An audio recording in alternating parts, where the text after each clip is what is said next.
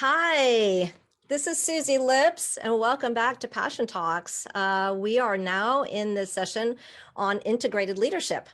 And I'm so glad you've decided to come back and join us. A big thank you to Cheryl and Denise and Tammy and everyone who have worked so hard to bring Passion Talks 2021 to life.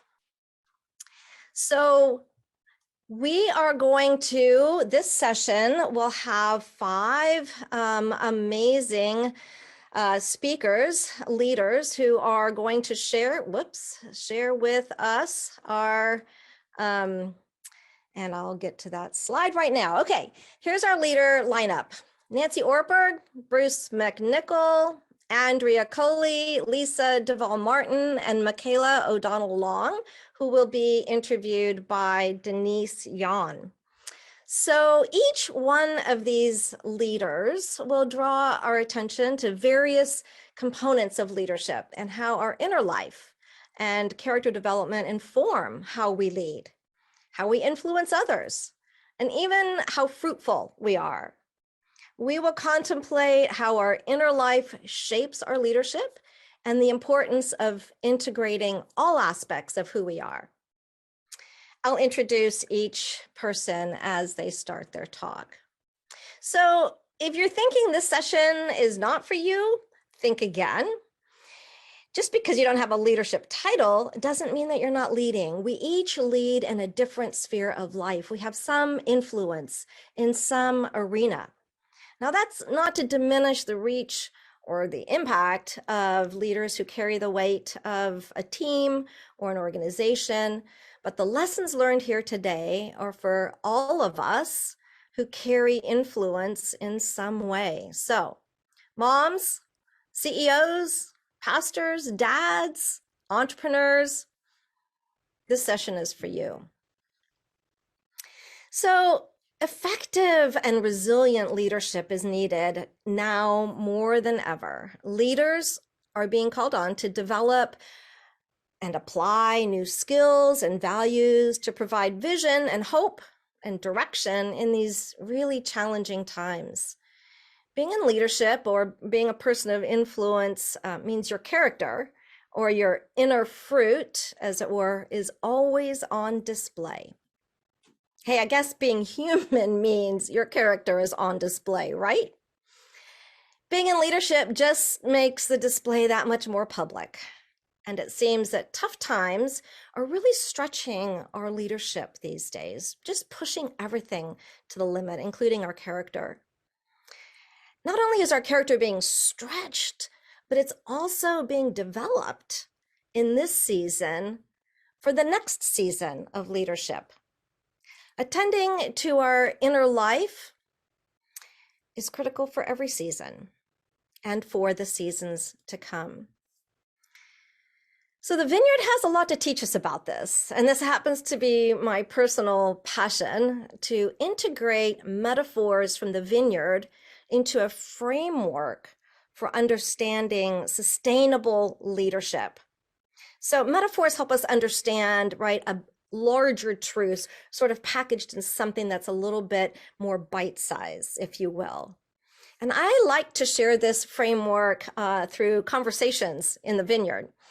Look it up, it's a lot of fun. But just yesterday, I was walking in the Vineyard and noticing how much, how little fruit there is on the vine. How the drought this year has really impacted the fruit. The vineyard managers have already gone through the vineyards and dropped fruit in hopes that the fruit that they have left on the vine, the remaining fruit, will have a fighting chance to sort of plump up and get ready for harvest. Winemakers say that this could actually be a great vintage because the vine has had to struggle a lot, and the fruit that will remain on the vine is a lot more concentrated. It'll have more flavor. But this has been a tough season in the vineyard as well. So there's a metaphor in there. I want to talk about a couple of metaphors, but right now I'm going to just sort of dive into the metaphor of bud development. This tiny little metaphor is really opens up a huge way that we can think about our inner life and our character development. And that little white arrow that you see there pointing to that tiny little bud, I took this picture a couple weeks ago, and just in anticipation of sharing this with you today. And that tiny little bud is what holds the hope for next year's harvest. The picture on the right is sort of a cross section of what that bud might look like from a biological perspective. And if you notice, there's actually 3 tiny little sort of primordial buds in there. One's the primary bud, and there's a couple extra, because the vine knows that if something happens to the main bud, that vine will need to keep a couple buds in reserve. So here we go, another little photo that I took last week of a bud, kind of almost eclipsed by this beautiful fruit that's on the vine. But this bud, if we cut the cross section of that, we'll see that you can kind of see how those primordial buds are developing inside of that. Interesting that the bud is at work already in the middle of the summer, preparing for next year's harvest. Pretty soon we'll have harvest this year, and we'll get all the fruit, and it'll go into the winery, and they'll make beautiful wine, and then will come winter. So we've gone through the seasons here, summer and harvest and fall, and then winter, and that little bud that is barely noticeable is still there, just working away. That little bud, kind of like our character, is developed in the dark and sort of barely noticeable places in our life over the long period of time. So the interesting thing is that the health of the vine and the development of that bud this year actually predicts the harvest for next year. So if that little bud is damaged or in some way compromised this year, then next year's harvest is also compromised and may be less fruitful.